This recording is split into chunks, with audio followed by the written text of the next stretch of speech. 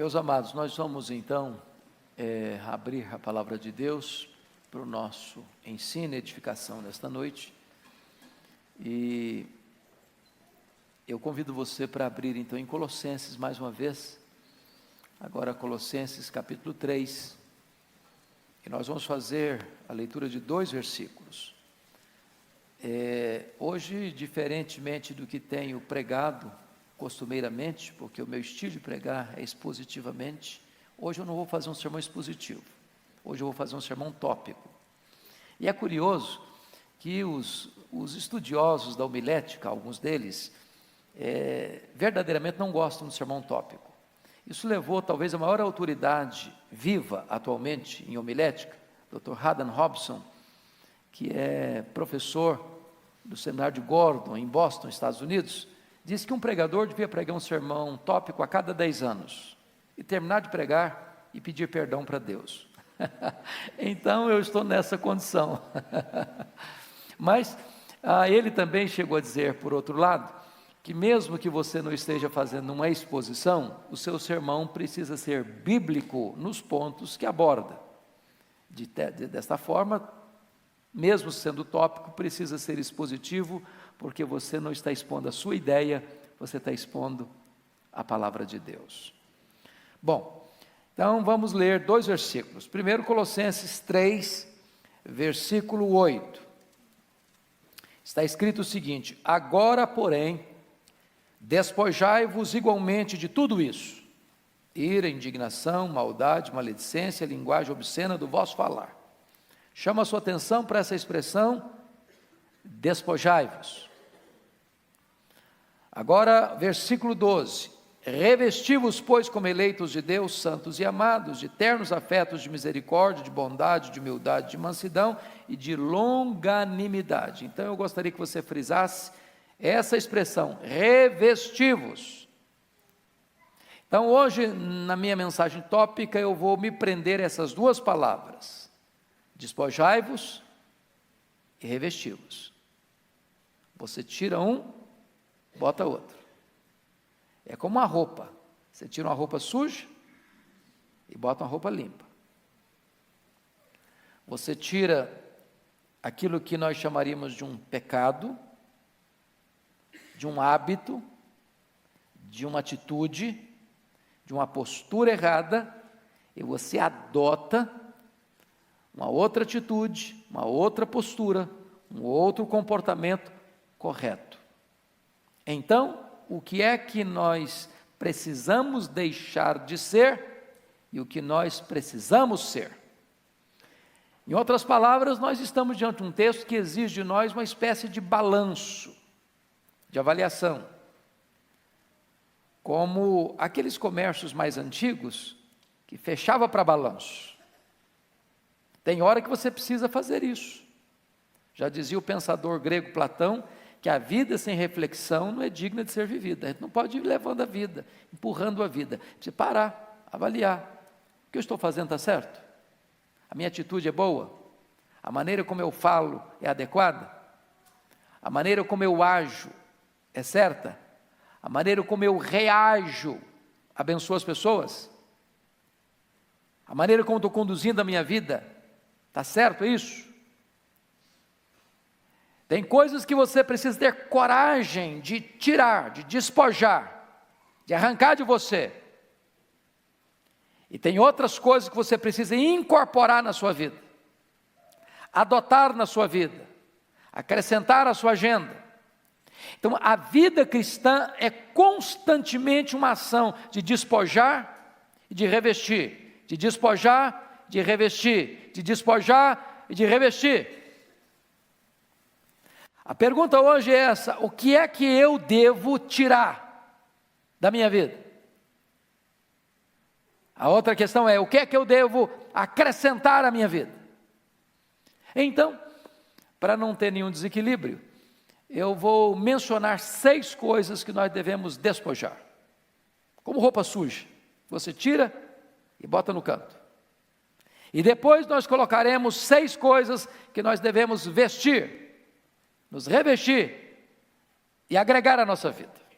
Então, primeiro ponto, o que precisamos deixar de ser. Primeira coisa que eu sugiro a você, à luz do texto, à luz da palavra de Deus, você precisa deixar de ser uma pessoa intolerante.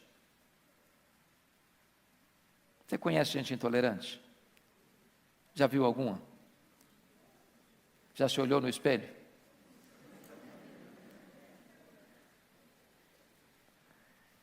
Tem hora que você é intolerante, não, fala a verdade. Tem hora que é muito difícil conviver com você, não é não? Tem hora que parece que você chupou limão desde o primeiro momento do dia. E às vezes você é intolerante dentro da sua casa. Polido com os de fora, amável com as pessoas de fora, mas em casa, duro no trato, rude nas palavras, semblante fechado. A Bíblia fala de um homem chamado Nabal. Ele era um cara rico, tinha muitos bens, tinha uma mulher bonita, tinha vários filhos.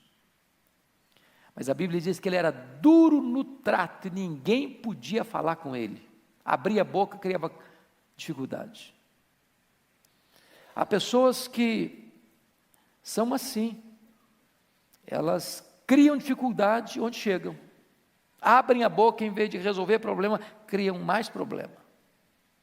Então eu quero dar um conselho para você. Deixa de ser cri-cri.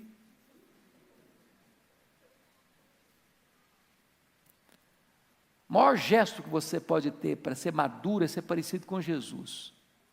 Quando Jesus abria a boca, ele abençoava. Os feridos eram curados, os desanimados eram encorajados, os que estavam acomodados no pecado ficavam perturbados. E desta maneira, eu gostaria que você agisse com as pessoas de dentro da sua casa, de dentro do seu trabalho, da sua convivência, como você gostaria que as pessoas agissem com você. Deixe de ser intolerante. Segunda coisa, o que é que você precisa deixar de ser? Você precisa deixar de ser uma pessoa pessimista. Você conhece gente pessimista? Que olha para a vida com lentes escuras? Que vê tudo nublado? Se você encontrar com ela 10 vezes no dia, depois que falar bom dia, fala, está doendo. Estou se sentindo mal. Você precisa dizer o que aconteceu comigo. Só coisa ruim. Só lamenta. Só murmura. Só reclama. Só tem palavra negativa. E essas pessoas depois ficam mais amargas, sabe por quê? Porque todo mundo foge delas. Elas espantam as pessoas.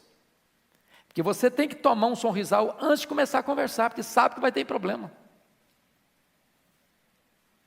Então é muito importante você parar e pensar o seguinte: você precisa parar de olhar para a vida com óculos escuros, de enxergar tudo nublado, cinzento, e de começar a fazer prognóstico negativo para a sua vida, para a sua família, para a sua igreja, para a sua nação. Tem gente que é sempre assim: olha, está muito ruim, mas vai piorar. Está difícil, mas vai ficar muito pior. A eleição hoje está muito complicada, mas depois que tiver a eleição vai piorar muito mais ainda. Olha, a denominação religiosa, minha igreja está difícil, mas vai ficar muito pior. A denominação vai piorar mais ainda. Tem gente que só pensa assim, para trás, dando marcha ré, jogando contra o patrimônio. Sempre numa linguagem pessimista. Pensa comigo naqueles 10 espias de Israel. Eles vão lá, olha a terra é boa, trazem fruto da terra, é boa mesmo. Mas dos 12, 10 disseram assim, é boa mesmo, não é para nós não, não é para o nosso bico não. Tem gigante. Aliás, quando nós nos comparamos com eles, nós estamos em desvantagem, e eles são gigantes, nós somos gafanhotos. Eles vão nos engolir vivos, eles vão nos triturar. E aí começaram a amaldiçoar a terra. Porque quando uma pessoa tem um olhar pessimista, ele não vê nada de bom. O que é bom fica ruim. Ele se apequena, ele se diminui. Deixa eu ilustrar isso para vocês perceberem. Quando você escuta uma pessoa pessimista, você fica desanimado com tudo. Você conhece gente pessimista? Você conversa com ela meia hora e você sai desanimado? Não vai dar certo. Você não vai passar no vestibular, você não vai passar no Enem, você não vai passar no que é concurso. Aliás, a empresa vai te despedir porque está em recessão. O Brasil não vai para frente mesmo, então eu vou sair daqui. Minha família está complicada, vai complicar muito mais ainda. A crise é grande, mas vai ficar pior. Deixa eu ilustrar para você isso, de uma maneira muito simples. Havia um homem que tinha um filho único, e ele queria estudar esse filho. Ele morava na região rural, e ele mandou o menino para a cidade para estudar. E ele sabia fazer uma coisa com excelência, ele fazia o melhor lanche da região. Ele montou uma barraca na beira da estrada, fazia lanche, as pessoas chegavam, comiam o lanche, embora, e você sabe que a melhor propaganda é o serviço bem feito. As pessoas começaram a vir, ele começou a ampliar. Daqui a pouquinho ele resolveu investir, montou a mini mercearia. Daqui a pouquinho começou a melhorar, a crescer um pouco mais. E ele estava muito animado. Um dia mandou uma cartinha para o filho dele. Falou: filho, eu estou tão animado, estou fazendo novos investimentos, a minha vida está indo para frente, estou tão feliz, etc e tal. Aí o menino mandou uma cartinha para ele: papai, o senhor não escuta rádio não? O senhor não vê televisão não? O senhor não está sabendo que a economia está abalada, que o país está em recessão, que é arriscado investir, que isso é muito perigoso? Aí o pai pensou: meu filho estuda na cidade, deve ser gente sabida, deve ser perigoso então, eu vou parar de investir. Parou de investir. Sabe o que aconteceu? Os clientes não chegaram mais. Aí o trabalho dele foi diminuindo. Aí a mercearia fechou. Aí ele mandou uma cartinha para o filho: filho, você tinha razão, a crise é muito grande mesmo. Quando você escuta os pessimistas, tudo fica muito complicado mesmo. Deixa de ser pessimista. Terceiro, você precisa deixar de ser uma pessoa rancorosa. Conhece gente rancorosa? Gente que guarda mágoa? Gente que congela sentimentos hostis no coração? Gente que é capaz de ficar em silêncio, parece que está tudo bem, mas é igual um vulcão que está cuspindo fogo lá por dentro. Gente que faz registros de memórias amargas, de reminiscências cheias de dor, que guarda na manga uma oportunidade: você me paga, a sua hora vai chegar. Pessoas rancorosas são pessoas que não têm disposição nenhuma de perdoar. E eu vou dizer uma coisa para você: quando você tem raiz de amargura no seu coração, duas coisas vão acontecer segundo Hebreus 12:15. Primeiro, você vai ficar perturbado. Uma pessoa amargurada, irmãos, não tem saúde emocional. Uma pessoa amargurada não tem saúde espiritual. Uma pessoa que tem mágoa no coração, ela não consegue orar. Ela pode orar, mas não tem vitória na oração. A Bíblia diz isso. Se você, ao orar, você lembrar que você tem alguma coisa contra alguém, você tem que perdoar primeiro para depois orar. Nem ofertar você consegue, porque Deus não aceita a oferta. Quando você não perdoa, você adoece.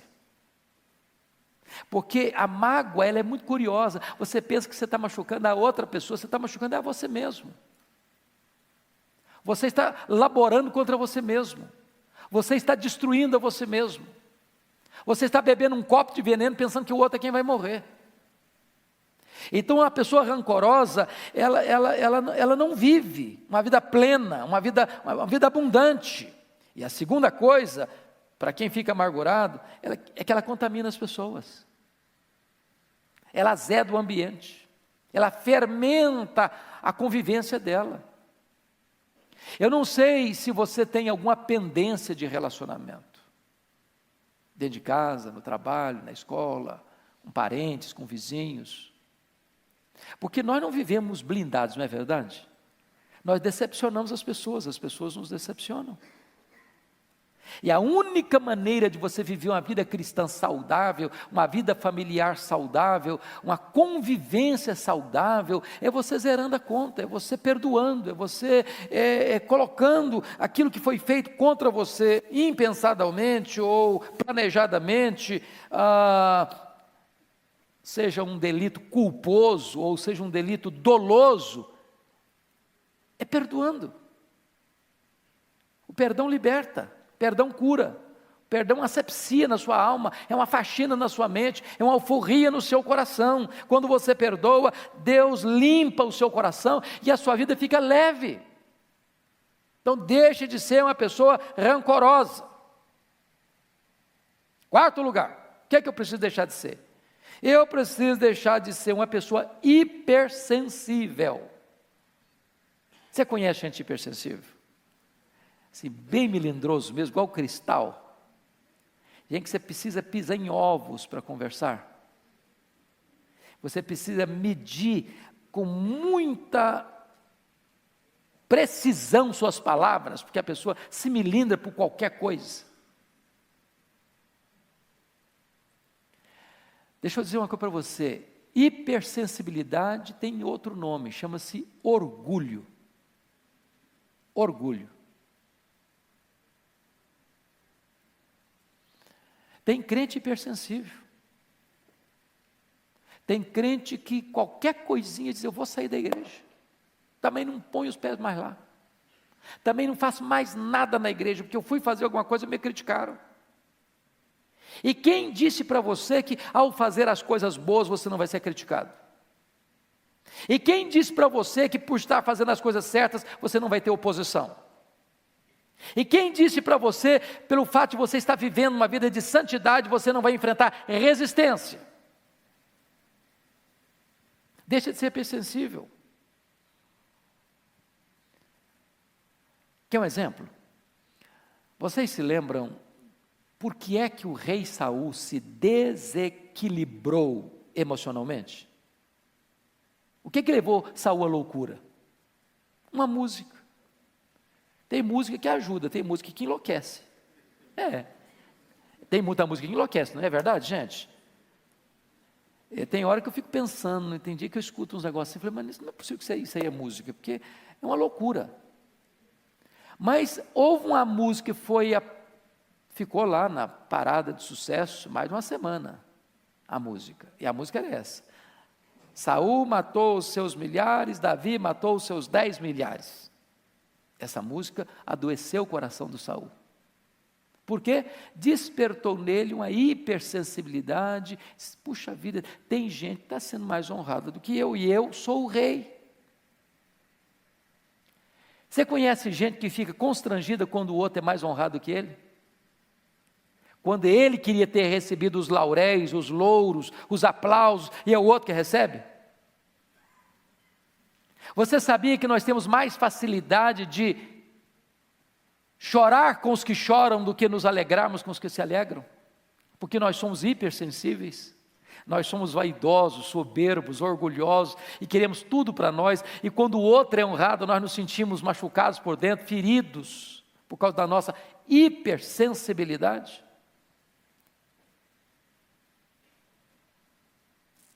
Talvez você possa parar de pensar, ninguém lembra de mim, ninguém gosta de mim, ninguém se importa comigo, e começar a pensar no valor que Deus dá para você. Para mim não tem nada melhor para curar esse negócio aí de autoestima achatada do que você saber que Deus amou você. Deus escolheu você. Deus enviou o seu Filho para morrer no seu lugar. O Espírito Santo vem habitar dentro de você.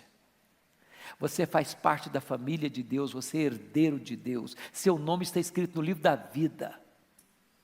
Você tem uma herança imaculada, imarcessível, gloriosa no céu. Quando você entende quem é você para Deus, acabou a hipersensibilidade. Na igreja não tem concorrência, na família não tem concorrência, nós não estamos concorrendo uns com os outros, nós somos parceiros. Se um membro é honrado, diz a Bíblia, todos se alegram com ele. Se um membro sofre, todos choram com ele. Portanto, nós não estamos aqui medindo na feira da vaidade quem de nós recebe mais aplausos. Nós estamos aqui servindo a Deus e uns aos outros. Isso traz cura para a nossa alma. Quinto lugar, o que você precisa tirar? Deixar de ser. Você precisa deixar de ser uma pessoa incrédula. Sabe o que é a pessoa incrédula? é aquela pessoa que aposta no fracasso. Ela tem certeza que vai dar errado mesmo. Ela não acredita que o que Deus falou vai acontecer, que o que Deus prometeu, Ele vai cumprir. É aquela pessoa que já parte do pressuposto que não vai dar mesmo. É por isso que a ordem mais repetida em toda a Bíblia é esta: não temas, não temas, não temas, não tenha medo. O que Deus falou, Ele vai cumprir. O que Deus prometeu, Ele vai fazer. Então você não pode duvidar no seu coração, você não pode ter um coração incrédulo, você precisa ter um coração crente, confiante. Eu não estou falando, obviamente, meus irmãos, daquele negócio de autoajuda, que eu cruzo as pernas, e eu digo para mim mesmo, entra para dentro da caverna da minha alma, e não, vai dar certo, vai dar certo, vai dar certo. Não estou falando disso não. Eu estou falando de você crer que Deus é verdadeiro, que Deus é confiável, que Deus é fiel, que a sua palavra não cai por terra, que a sua promessa vai se cumprir, e você precisa acreditar que o que Deus fala na sua palavra, Ele é poderoso para cumprir. É por isso que a Bíblia diz que sem fé é impossível agradar a Deus.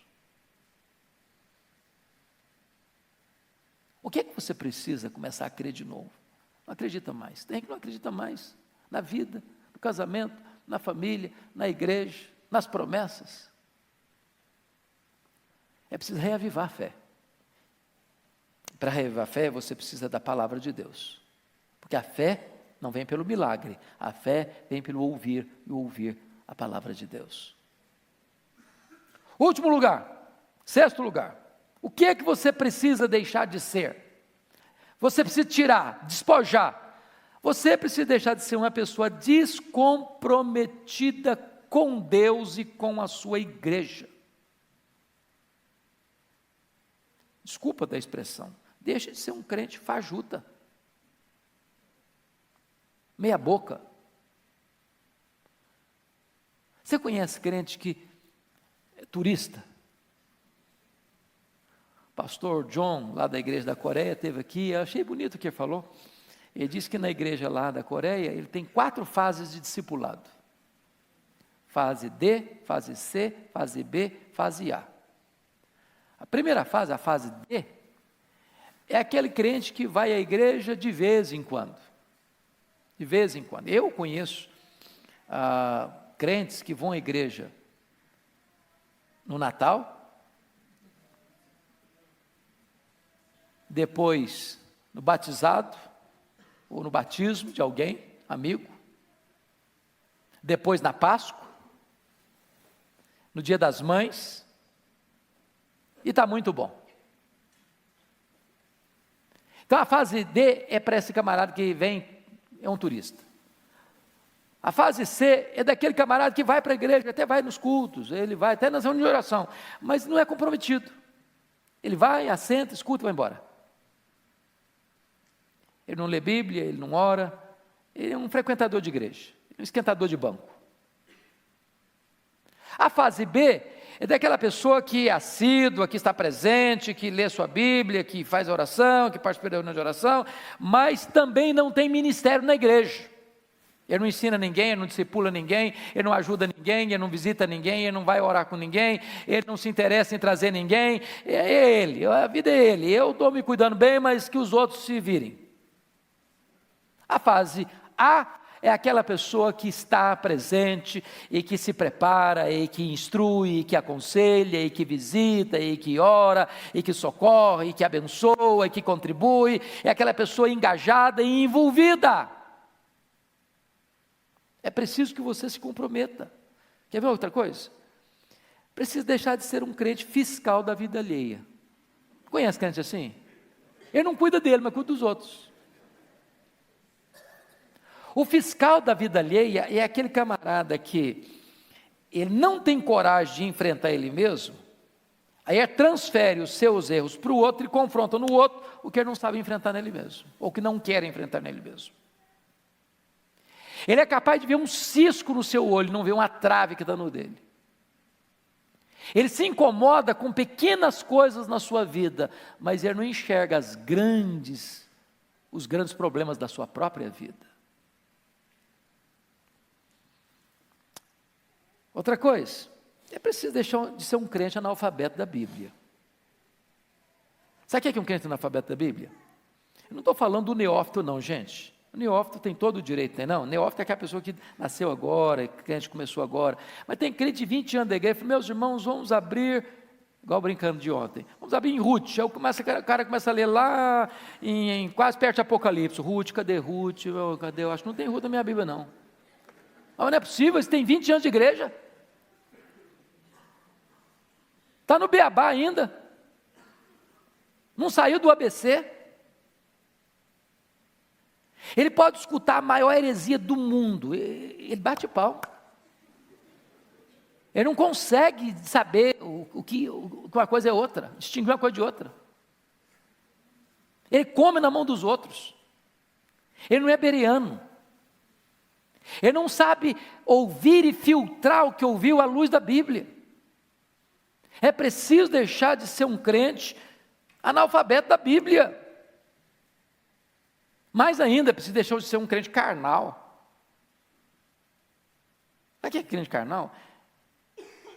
Eu não estou defendendo a tese que tem crente carnal não, viu gente?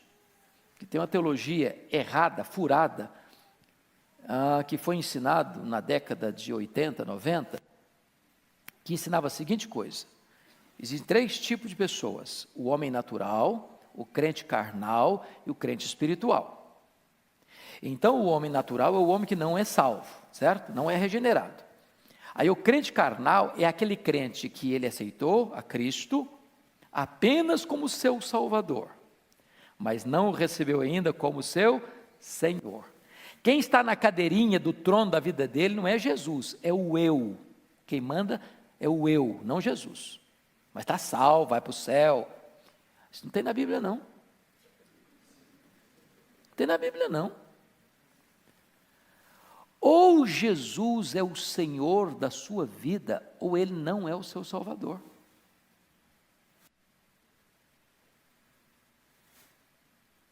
Não tem desse negócio de crente meia boca, crente mundano. Deus não nos salvou no pecado, Deus nos salvou do pecado. Então a única prova que você tem que você é um salvo é se você é santo. Não pense você que vivendo uma vida mundana, eu estou salvo, não, eu fui eleito, eu sou um eleito de Deus, eu posso ver do rei que eu quiser, porque estou garantido, coisíssima nenhuma. A única evidência que você é um eleito de Deus é se você é santo, é irrepreensível. Quem não ama a santidade é porque nunca nasceu de novo. Então você precisa deixar de ser um crente carnal. Agora vamos olhar o outro lado, versículo 12. Revestivos, você tirou, despojou, tirou a roupa suja, agora é hora de você começar a vestir coisa nova, coisa limpa. Então o que você precisa ser? Em primeiro lugar, você precisa ser um crente cheio do Espírito Santo. Um crente cheio do Espírito Santo. E eu vou fazer uma pergunta para você, não precisa levantar a mão. Você é um crente cheio do Espírito Santo? Um dia um diácono chegou para o Dr. Billy Graham, diz assim: Dr. Billy Graham, tem um membro da nossa igreja, um diácono da igreja, que devia ser disciplinado. Mas por que, meu irmão, que eu devia ser disciplinado? Devia ser disciplinado porque está bebendo, está enchendo a cara, está chegando em casa bêbado.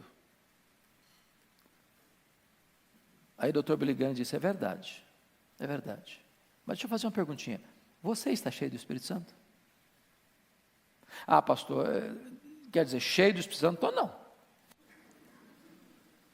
Bom, meu irmão, então deixa eu dizer uma coisa para você. Sabe o que a Bíblia diz? E não vos embriagueis com o vinho no qual há dissolução, mas enchei-vos do Espírito. Tem 2 ordens aí. Uma negativa, outra positiva. Da mesma maneira que é um pecado você ser uma pessoa embriagada, cheio de vinho, também é pecado você não ser cheio do Espírito Santo. Porque ser cheio do Espírito Santo não é uma opção, é um mandamento.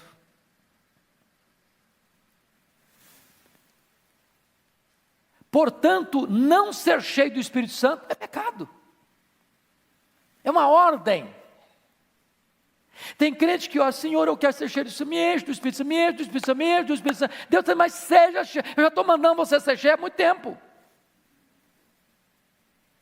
Então, se eu e você não estamos cheios do Espírito Santo, não é por culpa de Deus, não, porque já nos mandou, enchei-vos. O problema é que tem uma lei da física que diz assim, que 2 corpos não ocupam o mesmo lugar ao mesmo tempo. Para você ser cheio, o que tem que acontecer?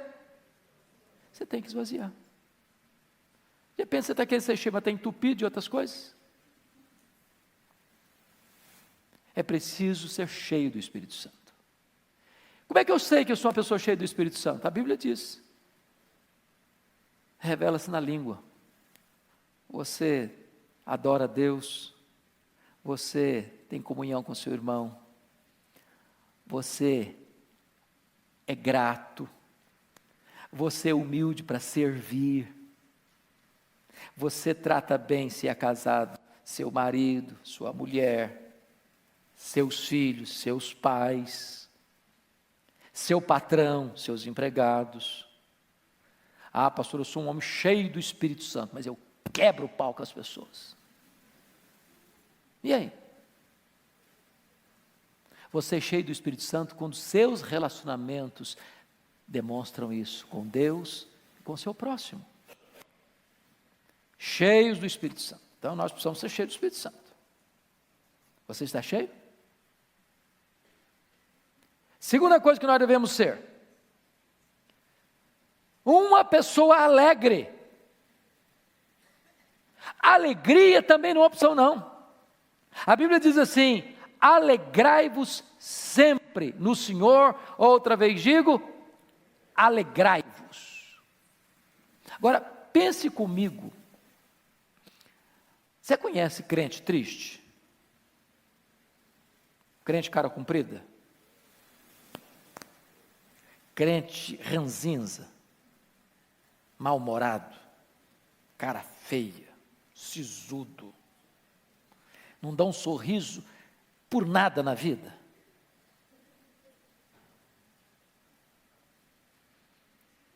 Meus irmãos, a alegria do Senhor é a nossa força, diz a Bíblia. A alegria é marca do crente. Jesus é a nossa alegria, diz o apóstolo. O fruto do Espírito é alegria. O reino de Deus é alegria. A ordem de Deus é alegrai-vos. A alegria é uma bênção. Você está num ambiente de alegria, é uma grande bênção. Então, não é possível que você, tendo um encontro com o Evangelho, com a graça de Deus, ser salvo, ter o Espírito Santo dentro de você, ser selado com o Espírito Santo, ter o nome no livro da vida, ser herdeiro de Deus, ser coerdeiro com Cristo, ser cidadão do céu, ser ovelha de Cristo, ser menino dos olhos de Deus, ser herança de Deus, ser a joia preciosa de Deus e viver triste. É preciso ser alegre. Alegria não é ausência de coisas ruins, nem presença de coisas boas. A alegria nossa é uma pessoa, a nossa alegria é Jesus. Se você tem Jesus, você é uma pessoa feliz, alegre. Agora preste atenção, existe uma diferença enorme entre ser feliz ou ser alegre e estar feliz e estar alegre. Vocês concordam à luz da Bíblia? Eu vou ilustrar. Pense comigo. Você é pai, você é mãe. Quem é pai e mãe aqui? Levanta a mão. Ok. Filho seu fica doente. Leva para o hospital. A situação é grave. Você vai feliz para o hospital? Vai ou não vai? Não. Você não está feliz. Mas você é feliz.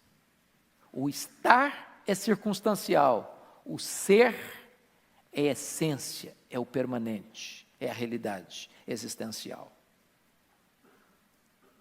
Nem sempre você está feliz, mas você é feliz.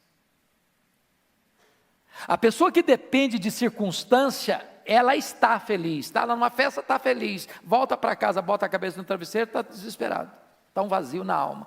Ela está feliz, mas não é feliz. Você pode não estar feliz na hora do luto, na hora da doença, na hora que você é mandado embora de um emprego, na hora que você planejou uma coisa e saiu outra. Mas isso não altera quem você é. Vocês lembram da experiência do Dr. Spafford, aquele advogado presbiteriano de Chicago, convertido pelo ministério de Dwight Lyman Moody, quando ele sofre um revés financeiro e aquele terrível incêndio que destruiu boa parte da cidade de Chicago na época, ele foi profundamente abalado financeiramente. Depois desse incêndio, ele tinha 5 filhos, um menino e 4 meninas. O menino morre, a dor aumenta, ele planeja uma viagem para a Europa com a família para aliviar o coração, e na véspera da viagem não consegue embarcar, embarca a esposa e as 4 filhas com a promessa de, na semana seguinte, encontrar-se com elas na Europa, e quando a esposa e as filhas embarcam, o navio naufraga, e as 4 filhas morrem. E a esposa manda um telegrama para ele assim: salva, porém só. E ele toma um navio, pede ao comandante para mostrar para ele o local do acidente, e quando o navio estava sendo surrado pelas ondas, o Deus que inspira canções de louvor nas noites escuras, pôs no coração dele essa música: se paz a mais doce me deres gozar, se dor a mais forte sofrer, ou seja onde for, tu me fazes saber que feliz com Jesus sempre sou. Sou feliz com Jesus, meu Senhor. Quando você tem Jesus, você é feliz. Então seja uma pessoa alegre. Terceiro, o que você precisa ser? Você precisa ser uma pessoa amorosa. Amorosa. Sabe o que a Bíblia diz lá em João 13, 34, 35? Novo mandamento vos dou, que vos ameis uns aos outros, assim como eu vos amei, que vos ameis uns aos outros. E nisto conhecerão todos que sois meus discípulos, se tiveres amor uns pelos outros. Agora deixa eu dizer uma coisa para você. Tem gente que ama, mas não diz. Conhece gente assim, que não sabe falar? Talvez você aqui, criado lá no interior, ou lá na roça, ou numa cultura mais assim, prezada um pouquinho, os pais amavam os filhos, mas muitos pais não sabiam dar um abraço nos filhos. Não sabiam o que é dar um beijo no filho. O filho cresceu da infância à fase adulta, nunca escutou do pai: meu filho, eu te amo. Nunca. Embora saiba, ou sempre soube que o pai amava. Eu não sei como é que é você, como é que é a sua estrutura, como é que você faz com isso dentro da sua casa, mas você precisa aprender, se ainda não sabe disso, aprenda a dizer eu te amo, aprenda a dizer. Nós precisamos ouvir isso. Segundo, você precisa demonstrar amor, em gestos pequenos, em gestos grandes. Quer ver um exemplo? Eu nunca esqueci de um conselho de um presbítero amigo meu, que o Eduardo Brito aqui conheceu tão bem, presbítero Dário Neves de Moura. Ele disse uma coisa para mim. Disse: pastor Hernandes, pai tem que ajudar filho quando o filho precisa. Eu nunca esqueci aquela frase dele. Porque tem pai que, embora possa ajudar filho, tem condição financeira boa para ajudar filho, o filho passando uma magrela e ele não estende a mão. Aí depois que morre, deixa tudo para os filhos. Tudo. Mas deixar tudo para o filho depois que morre é lei. A lei manda. Tem hora que você precisa demonstrar que você ama com atitudes. Nós vamos ser considerados discípulos de Cristo, não é pela doutrina que defendemos, embora isso faz parte. Não é pela placa da igreja que nós frequentamos, isso faz parte. Mas você é conhecido como discípulo quando você ama. Mas que tipo de amor? Como Cristo me amou. Se Cristo me amou e deu sua vida por mim, a prova que eu amo é se eu amo meu irmão e dou minha vida por ele. Nós precisamos amar. Uma igreja que ama é uma igreja que é revolucionada. Eu conheço um colega de Belo Horizonte, que ele teve uma experiência muito bonita com Deus, e a coisa que Deus mais pôs no coração dele foi essa: você precisa amar. E a igreja que você é pastor precisa ser conhecida na cidade como uma igreja que ama. E esse pastor um dia me disse o seguinte, que ele voltou desse encontro, onde ele teve essa experiência linda com Deus, e já nos primeiros meses, ele começava a pregar, e as pessoas começavam a chorar nos bancos, e ele sentia que alguma coisa diferente estava acontecendo.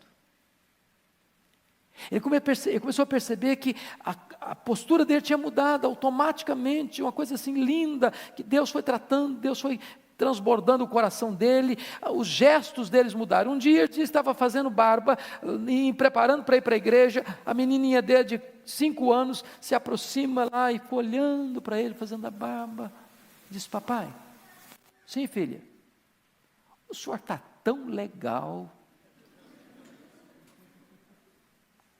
Dizia que aquilo derreteu o coração dele, porque ele percebeu que a menina de 5 anos tinha notado, sem que ele falasse nada, que a postura dele tinha mudado dentro de casa e na igreja.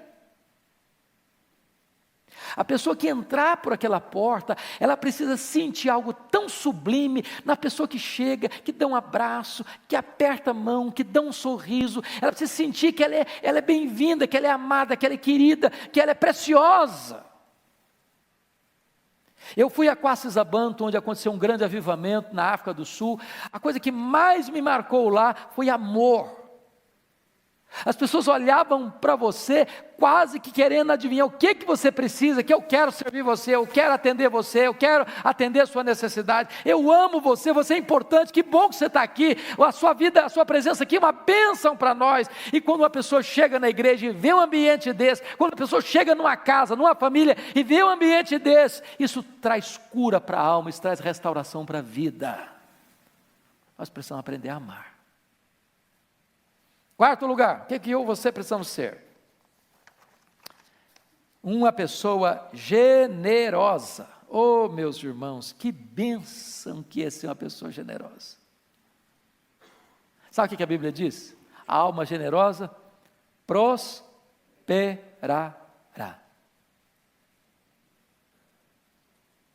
Generoso. A Bíblia diz que quando você dá ao pobre, a Deus você empresta.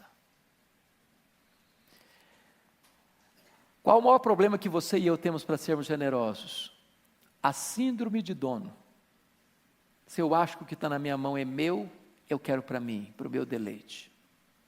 Quando você entende que tudo é de Deus, e você é mordomo de Deus, e Deus é generoso, você vai ser generoso com o que é de Deus. Você vai administrar o que é de Deus, agindo como Deus agiria, porque tudo é dele. Eu não sei se você tem, e nós precisamos, às vezes, deixa eu lhes dizer isso, às vezes nós ficamos preocupados, porque existem extremos, né?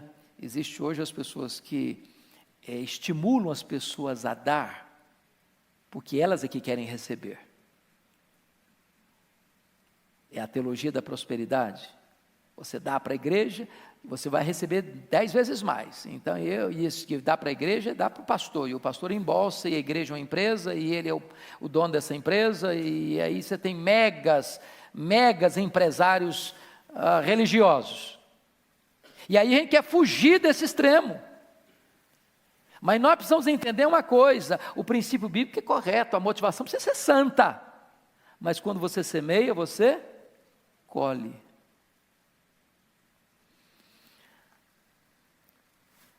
Deus não fica devendo ninguém.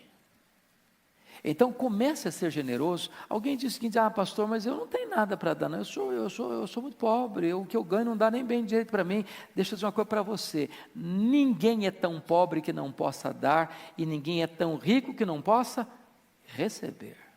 Generosidade não tem a ver com quanto você tem, mas quão generoso é o seu coração. Deus me fez experimentar isso de uma maneira muito linda nos Estados Unidos. Nós chegamos com algumas dificuldades financeiras, mas eu e minha esposa tomamos uma medida. Nós chegamos com a seguinte informação: o americano é um pouco frio, diferente, tal, secão. A nossa experiência foi 100% o contrário disso. 100%. Nós queremos ir para abençoar. Minha esposa cozinha muito bem, graças a Deus, eu fico muito feliz por isso. Que eu faço um ovo cozido, que é uma coisa espetacular. E o que nós fazíamos? Fazíamos a comidinha gostosa. E toda semana a gente escolhia uma casa.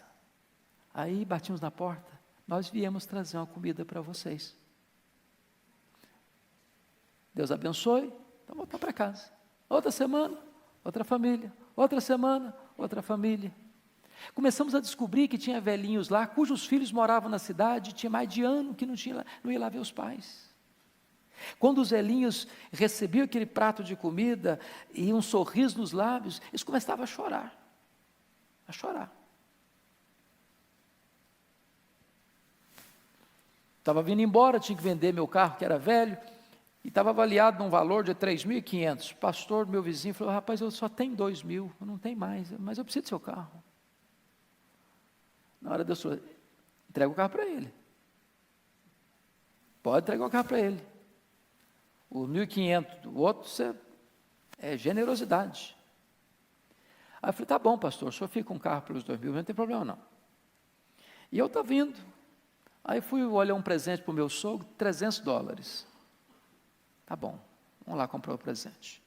Aí eu falei: não, mas você fica com o carro até você me entregar.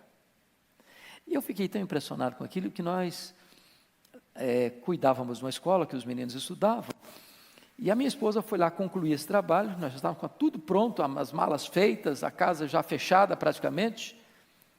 Aí ela me liga: corre aqui porque eu bati o carro. Quer dizer, carro vendido e não entregue, batido é uma complicação, né? E eu fui para lá preocupadíssimo. Uma caminhonete truque bateu na traseira, era um Toyotinha antigo, velho, daqueles mais reforçados. A picape saiu rebocada, com o radiador todo arrebentado. Quando eu cheguei, não tinha nada na traseira do carro. Sabe o que é nada? Falei: cadê o carro batido? Mas o guarda estava lá, olhando e tal. Voltamos para casa sem nada, não precisou nem falar com o dono do carro que estava batido. Não tinha nada mesmo. Meia hora depois chega o carro da polícia, o guarda de trânsito, uma cidadezinha pequena. Cadê o carro? Era outro guarda. Esse aqui. Cadê a batida? Eu falei: está aí, não tem batida não. Pode ficar tranquilo, não precisa fazer documento, não tem nada. Não, mas ele está no computadorzinho de pá. Daqui a pouquinho, ele abre a maleta dele, faz um cheque de $300. Isso aqui é do senhor. Eu falei: como assim, meu? Não, eu tenho por obrigação dar um cheque para o senhor de $300 do seguro. Mas o carro não tem problema, mas é minha obrigação entregar o cheque para o senhor, $300. Tá bom, garantido o presente do sogro. Quando você é generoso, Deus não deixa você sem um sinal de que Ele se agrada da generosidade. Faça experiência com Deus. Você conhece gente que está precisando de ajuda. Quem sabe você possa dar uma oferta. E eu não estou falando de dar uma oferta para receber em troca 10 vezes mais, não. Isso é barganha, isso é negócio. Estou falando de você ter um coração generoso, que quem recompensa é Deus. Muito bem, agora vamos, penúltimo lugar, uma pessoa pontual nos seus compromissos. Ô gente, você conhece crente, não estou falando de vocês não, viu, vocês são verdadeiros heróis.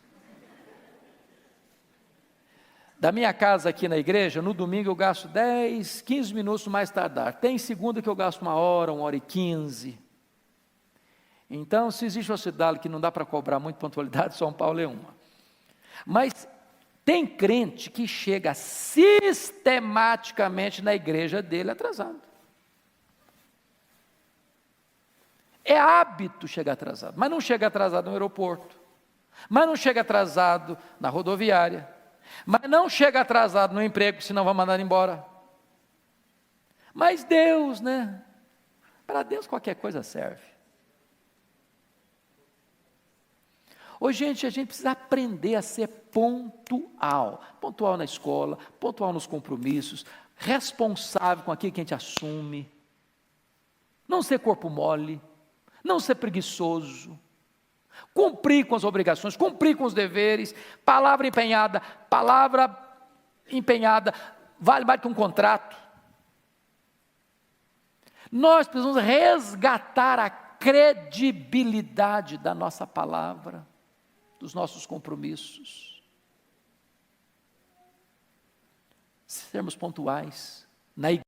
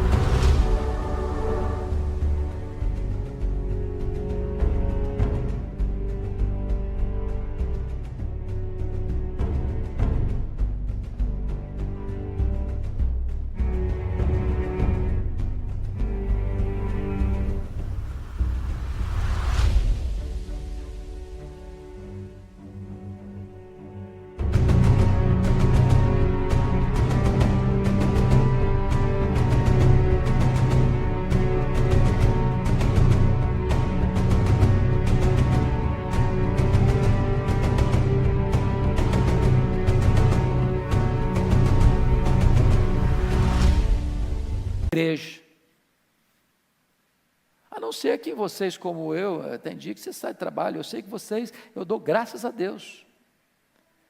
Eu tenho a maior gratidão de ver vocês, muitos de vocês vindo direto do trabalho, fazendo um lanche aqui na igreja, voltando para cá, chegando tarde, para acordar no dia de madrugada de novo. Louvado seja Deus! Mas nós precisamos, se temos alguma coisinha nessa área, precisamos melhorar. Compromisso. Finalmente, o que é que nós precisamos ser? Uma pessoa comprometida com oração, com a palavra de Deus. Eu não vou pedir você levantar a mão, mas quantos de vocês já leram a Bíblia toda? Gênesis, Apocalipse. Já leu, filhote? Bênção, louvado seja o Senhor. Assuma esse compromisso. Se você ler 3 capítulos por dia, você lê a Bíblia toda no ano. Eu conheço um colega que lê Salmos, eu gosto de ler Salmos, só lê Salmos, mas na Bíblia não é só Salmos. Eu gosto de Provérbios, acho beleza, mas na Bíblia não é só Provérbios. Leia, estude, medite, conheça. Porque nós estamos num mercado religioso com muitas ideias, com muitas teologias, com muitos ismos, com muitas tendências, com muitas vozes estranhas, com muitas trombetas soando com sonido incerto. Se você não conhecer Bíblia, você vai engolir veneno pensando que está comendo pão. Estude a Bíblia. E eu vou lhes dar e eu quero terminar aqui. Eu vou contar para vocês a minha experiência. Marcou minha vida. Eu fiz seminário em 78, 81. E eu era um aluno razoavelmente responsável, bastante responsável com os meus estudos. Até porque eu era muito ruim de bola. Então, meus colegas jogavam bola, eu era a reserva dos pernetas, chegava lá, ninguém me escolhia para jogar. E quando eu era o último escolhido e ficava no time mais fraco, já levava uma goleada com 10 minutos e eu ia embora. Falei, agora meu jeito é estudar mesmo, não adianta. Não tem futuro como esportista. Fui meu primeiro aluno nos 3 anos consecutivos, mas eu achava que a minha vida estava ótima. Até o dia que no 4º ano, começo do 4º ano, eu vou pregar numa igreja, e uma abençoada de uma moça se aproxima de mim e me faz uma pergunta que não devia ter feito, aliás, devia sim. E aí, jovem, como é que está a sua vida com Deus? Sua vida de oração? Mas ela não perguntou aquela vidinha de rotina, não, de orar de manhã, no café da manhã, no almoço, na janta, aquela oração assim, do ritual. Ela foi mais fundo na coisa. E eu disse para ela: filha, embora eu tenha estudado com tanto zelo, mas a minha vida com Deus está muito aquém do que precisa estar. Voltei para o seminário, tinha uma sala lá, chamada Sala da Oração.